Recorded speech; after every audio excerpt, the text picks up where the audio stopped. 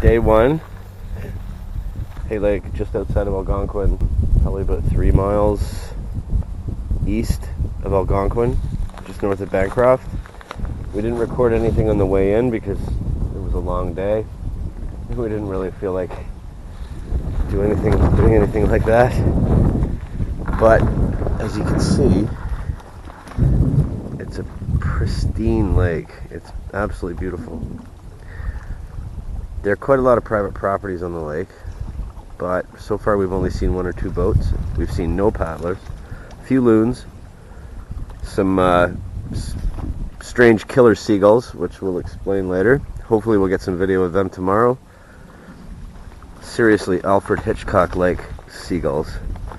So this is a Crownland campsite, cleaner than any campsite that I've ever seen in Algonquin, as far as the lack of garbage and just cleanliness of the site. It's perfect. So there's a pre-made fire pit, great spots for tents, a countertop that somebody built, somebody who was a lot taller than I was, but it's pretty good nonetheless. There's even a privy out in the woods. Did you know that? Oh, is there? Yeah, Where? it's down the path, down that way.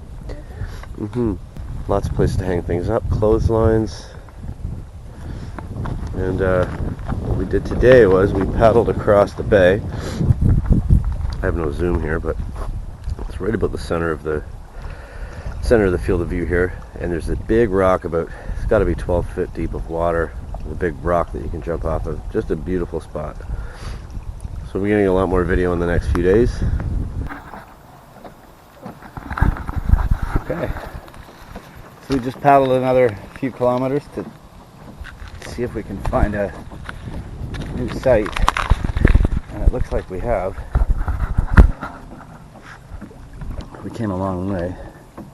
We found this giant rock formation,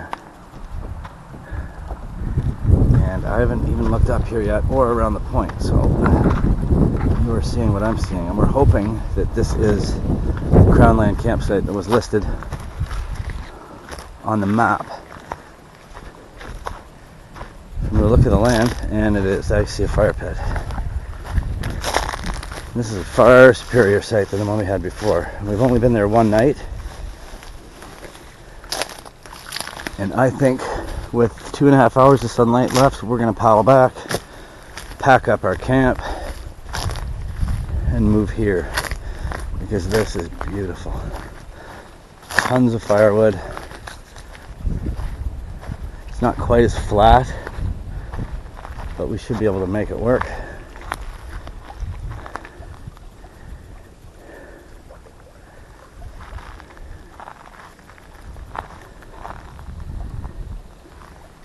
This is definitely it.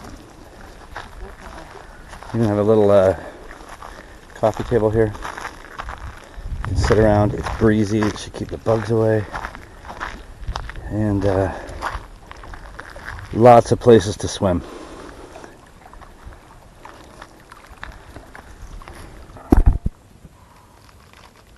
So we're back at the site we left.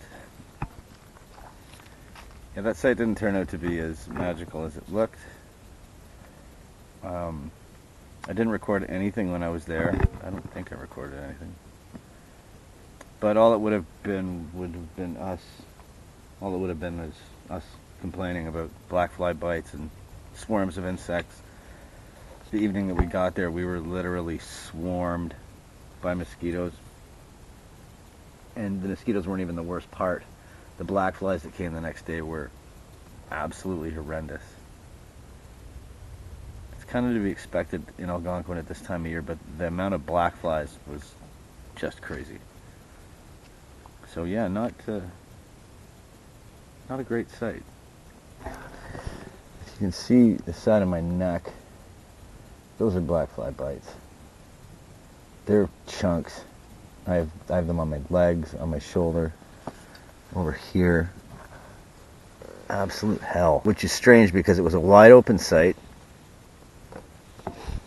A rock face. We fell victim to the Algonquin postcard where you see a tent up on a rock.